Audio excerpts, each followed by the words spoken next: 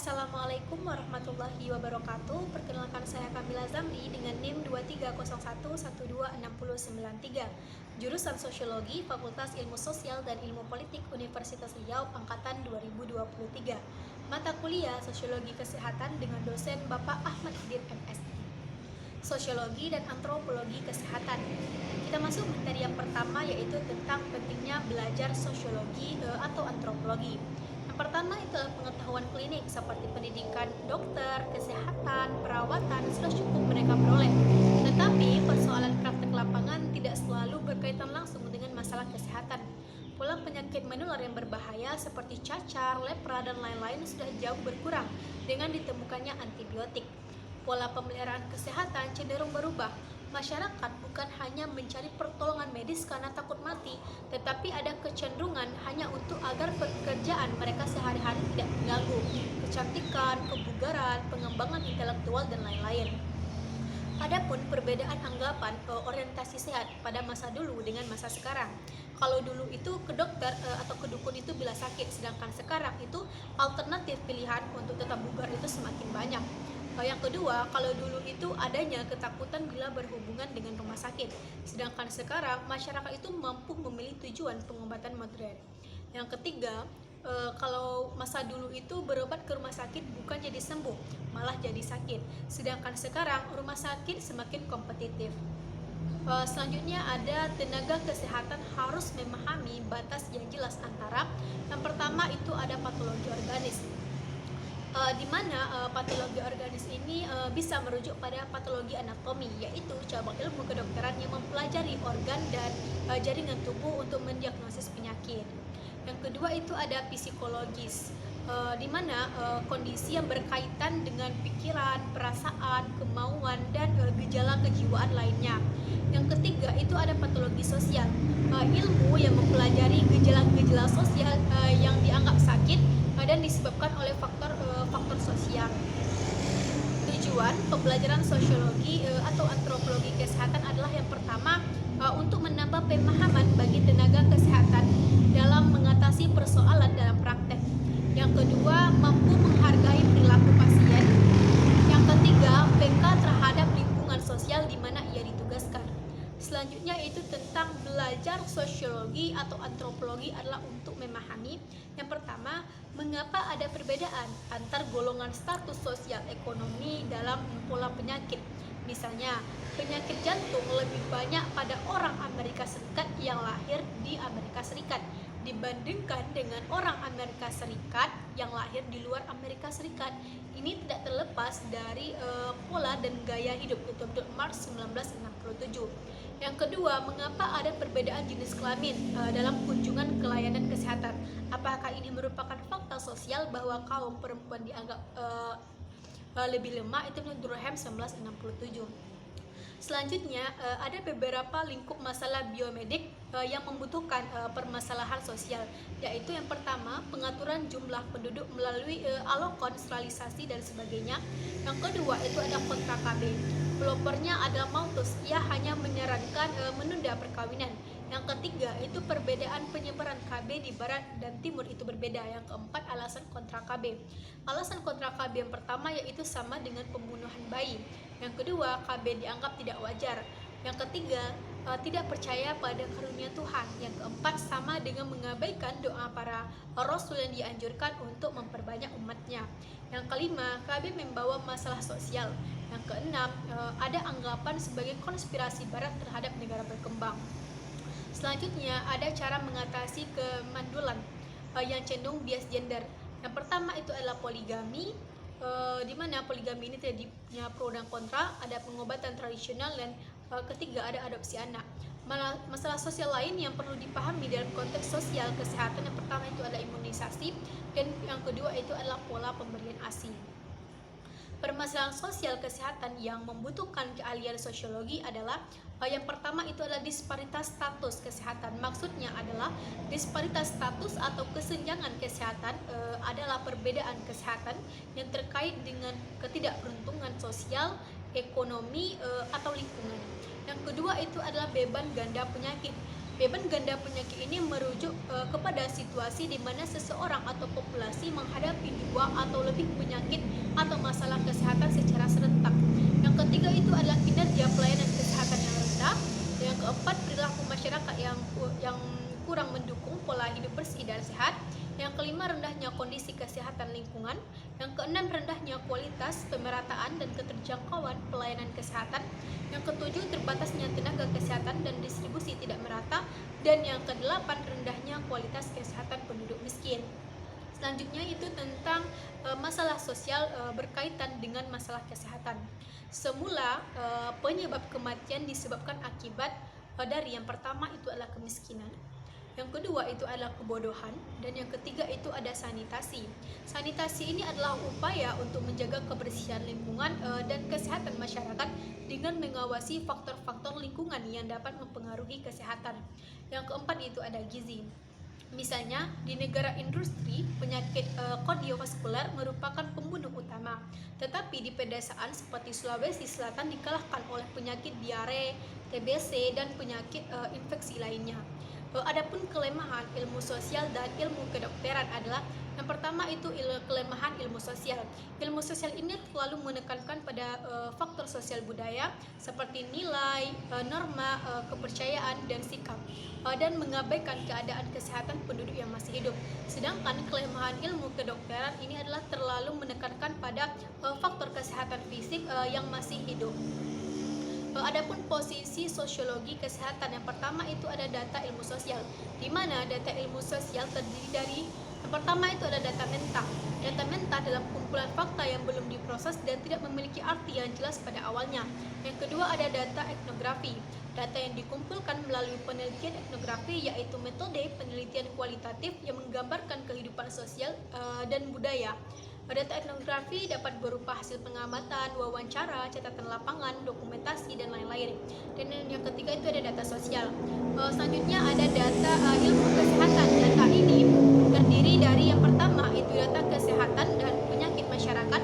Yang kedua data tentang tingkah laku kesehatan. Yang ketiga data tentang kesejahteraan keluarga. Yang keempat data tentang aneka kebiasaan makan. Yang kelima data tentang ilmu pengobatan tradisional. Permasalahan sosial kesehatan dapat dikelompokkan menjadi yang pertama itu ada internal dan yang kedua ada eksternal. Internal ini kinerja sistem kesehatan dan eksternal ini di luar sistem kesehatan, determinan kesehatan. Kinerja ini juga dipengaruhi oleh determinan. Pertama adalah sebagian besar masalah kesehatan berada di luar sektor kesehatan. Oleh karenanya dalam pembangunan kesehatan perlu upaya untuk yang pertama meminimalkan underlying causes, yaitu berbagai penyebab langsung, pendidikan, perumahan, dan lain-lain. Yang kedua menangani causes of the causes, yaitu penyebab fundamental masalah sosial, ekonomi, budaya, dan lingkungan. Kita masuk materi yang kedua yaitu etnopsikiatri. Etnopsikiatri ini membahas gangguan kesehatan mental dalam konteks kebudayaan masyarakat. Ilmu ini muncul karena perbedaan pandangan tentang penyebab dan pengobatan gangguan mental antara berbagai budaya. Teori label menekankan pada labeling cap atau tanda perilaku sakit jiwa yang selalu melekat pada individu yang dianggap menyimpang atau stigmatisasi. Tes kasus telah diuji coba oleh Rosenhan dengan berpura-pura sakit jiwa yang dirawat selama 19 hari. Sakit jiwa selalu dianggap memiliki referensi kambuhan, baik itu sementara maupun melekat selama hidup penderita. Perilaku menyimpang dari norma umum sifatnya universal, tetapi cara penanganan dan pola penyembuhannya itu bervariasi. Dalam masyarakat non-barat atau tradisional, orang yang menunjukkan tingkah laku abnormal kalau tidak bersifat galak dan membahayakan biasanya dibebaskan bergerak di dalam masyarakat. Sebagian pada masyarakat bahkan ada yang membiarkan mereka mengurus dirinya sendiri. Bila sekiranya akan membahayakan, umumnya dilakukan seperti pengucilan, pengurungan, maupun pemasungan. Fenomena ini banyak ditemui di kalangan bangsa Afrika, India, Asia Barat, hingga ke Indonesia dan Malaysia. Adapun sistem pengobatan etnopsikiatri, penelitian Prense yang dilakukan pada penduduk Yoruba, Nigeria menemukan bahwa yang pertama, pasien itu harus tinggal dirawat selama beberapa hari di rumah pengobat tradisional. Yang kedua, pada beberapa minggu dilakukan pemasungan sampai percaya bahwa si pasien tidak akan melarikan diri. Yang ketiga, diberikan pengobatan dengan berbagai ramuan dan pengorbanan hewan-hewan. Yang keempat, kadang-kadang saman atau dukun melakukan praktek transe untuk masuk ke dalam alam si roh penderita dengan tujuan untuk berdialog dengan si roh jahat yang menghuni jasad si penderita tersebut. Yang kelima, bila pasien dianggap sembuh, dilakukan upacara pelepasan yang umumnya dilakukan di tepi sungai yang meliputi pengorbanan darah, yakni membersihkan pasien secara simbolik yang merupakan lambang kematian dan kelahiran kembali dalam kehidupan baru. Adapun peranan dokter atau penyembuh dan pasien. Yang pertama itu terbatas dan universal. Dalam banyak masyarakat, jumlah pengobatan sangat terbatas, sedangkan jumlah pasien itu sangat banyak atau bervariasi. Yang kedua itu permanen dan temporer. Bagi penyembuh, peranan itu dilakukan secara permanen, sementara bagi si pasien peranannya hanya temporer. Yang ketiga itu atasan dan bawahan. Bersifat hubungan yang menguasai dan mentaati.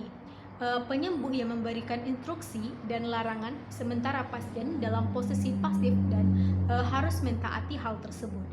Yang keempat itu sukarela dan non sukarela.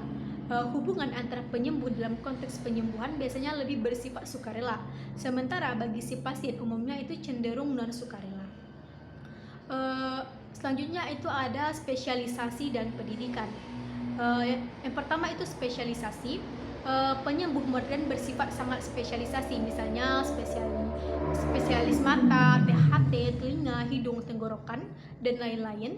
Kalau pendidikan itu terdapat spesialisasi, tetapi seringkali kabur dan tumpang tindih, misalnya seperti dukun urut, dukun bayi, dukun patah tulang, dukun ramuan, dukun peramal, dan lain sebagainya. Spesialis yang kedua yaitu proses belajar melalui sistem pendidikan formal dan cenderung bersifat pribadi. Kalau pendidikan, proses pendidikan melalui sistem informal, yaitu belajar pada yang lebih senior dalam jangka waktu yang lama. Spesialis yang ketiga yaitu sistem pembayaran baku dan diatur secara ketat. Kalau pendidikan itu sistem pembayaran itu bersifat hadiah. Spesialis yang keempat itu lulusan dilakukan upacara dan praktek lapangan yang dilakukan secara formal. Sedangkan pendidikan, lulusan dilakukan upacara inisiasi yang dilakukan secara informal. Spesialis kelima yaitu sertifikat atau status diberikan secara formal dari lembaga profesi medis. Kalau pendidikan, sertifikat atau status diberikan secara ritual dengan berbagai jenis tarian dan ritual magis. Spesialis yang keenam itu citra profesional ditandai dengan tingkah laku, pakaian, dan berbagai jenis perlengkapan. Sedangkan pendidikan, citra profesional ditandai dengan objek ritual seperti bulu-bulu, taring, bunyi-bunyian, tepung sari, dan lain-lain.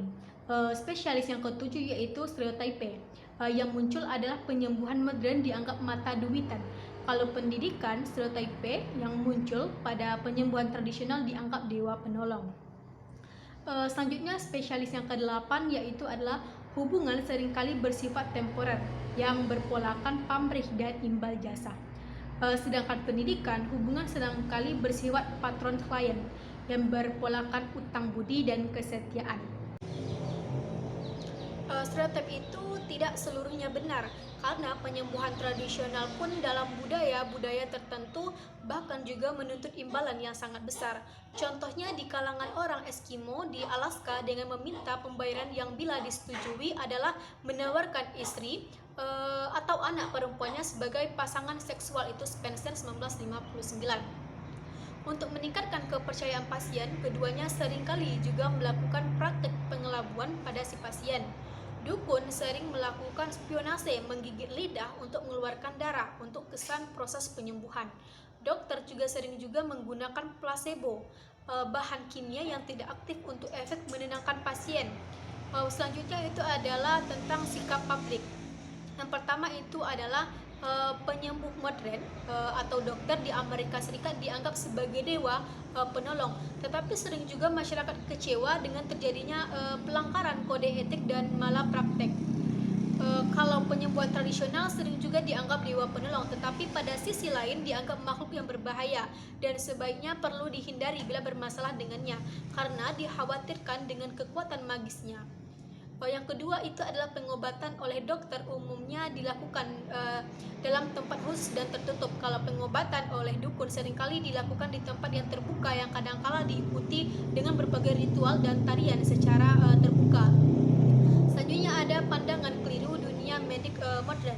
Berdasarkan hasil riset di Amerika Serikat menunjukkan bahwa seringkali tenaga dokter ini memiliki yang pertama mengasumsikan bahwa pasien telah paham mengimplikasikan pengobatan dan perawatan lanjutan. Yang kedua, memiliki stereotip pribadi yang keliru tentang pasien. Ada beberapa kelebihan dan kelemahan. Yang pertama itu non-barat. Beberapa farmakopianya merupakan sumber pengetahuan barat. Kalau di barat perkembangannya dan efek penyembuhannya itu sangat cepat. Yang kedua itu non-barat, efek psikologis pengobatan itu cukup efektif. Kalau di barat tolak ukurnya itu jelas. Yang ketiga di non-barat kelemahannya sistem ini lambat laun semakin hilang karena para pengobatan tradisional banyak yang tidak memiliki kemampuan baca tulis. Kalau di barat kelemahannya sistem ini dalam penggunaan obat-obatan seringkali memiliki efek jangka panjang yang baru diketahui beberapa tahun kemudian. Kita masuk materi yang ketiga yaitu tentang masalah pangan dan gizi dalam konteks sosiologi kesehatan. Mengapa masalah pangan dan gizi dianggap penting untuk dikaji oleh sosiologi kesehatan? Disebabkan yang pertama, kelaparan dan kekurangan gizi merupakan hambatan paling besar bagi perbaikan kualitas kesehatan masyarakat. Yang kedua, pola konsumsi dan pola makan dipengaruhi oleh budaya dan kebiasaan makan yang buruk. Yang ketiga, kekurangan gizi dapat menurunkan daya tahan tubuh terhadap infeksi dan penyakit. Yang keempat, kekurangan gizi dapat menyebabkan kemampuan bekerja keras itu menurun. Adapun kebiasaan makan hanya dapat dipahami dalam konteks budaya. Menyangkut yang pertama itu ada cara memasak, yang kedua selera atau kesukaan dan ketidaksukaan, yang ketiga kepercayaan dan pantangan. Makanan dibentuk secara budaya, maka jadilah proses pemilihan dan penyeleksian jenis makanan sekalipun dalam keadaan darurat. Pola penyeleksian melalui budaya itu kemudian diperumit lagi dengan adanya selera dan persepsian pribadi meskipun diperoleh secara budaya. Setiap orang sedang mencoba menu baru, tetapi tetap pola tradisional yang dikenal sejak kecil akan selalu melekat dan sulit diubah. Contoh, orang Hadza dari Tanzania, meskipun mereka sangat lapar dalam berburu di hutan, mereka tidak mau makan hati dan darah binatang. Mereka selalu membuang jenis ini dari hewan buruan yang mereka peroleh. Nafsu makan dan lapar. Selain perbedaan konsep makanan dan nutrimen zat gizi secara biokimia, hal yang juga dikaji oleh sosiologi kesehatan adalah yang pertama itu cara makan, yang kedua kapan dimakannya, yang ketiga itu ada etika makan. Contohnya konsep sarapan pagi bagi orang Amerika Serikat berbeda dengan orang Meksiko. Yang pertama, orang Amerika Serikat meskipun sudah sarapan cukup masih merasa lapar pada siang hari. Orang Meksiko lebih tahan sampai jam 4 sore, tidak merasa lapar dan baru merasa lapar pada jam 9 malam. Yang kedua, konteks ini berkaitan dengan geografis. Orang Meksiko berada di ketinggian 7.200 kaki di Kolombia. Pada waktu yang sama mereka perlu makanan yang padat sehubungan mereka berada pada ketinggian yang lebih tinggi 8.700 kaki.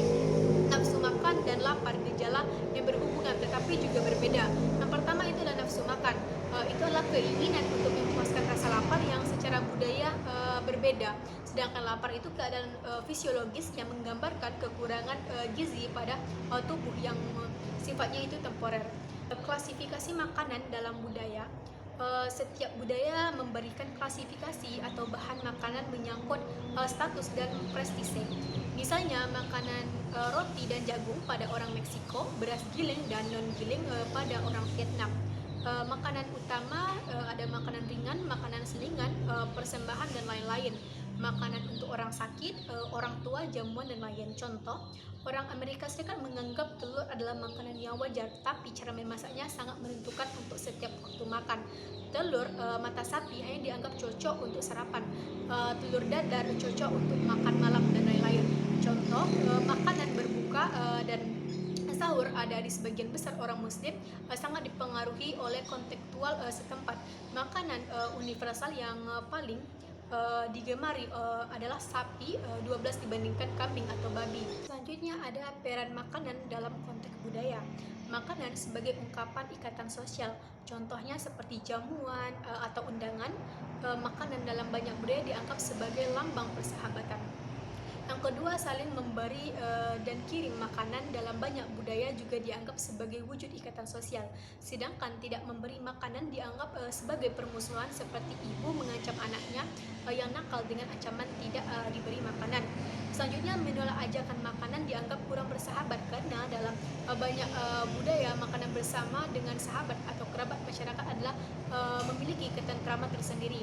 Konsep makanan seringkali terjadi hambatan dalam konteks ikatan sosial, terutama bagi mereka yang bepergian dan berkunjung pada lain budaya, maka makanan seringkali menjadi hambatan.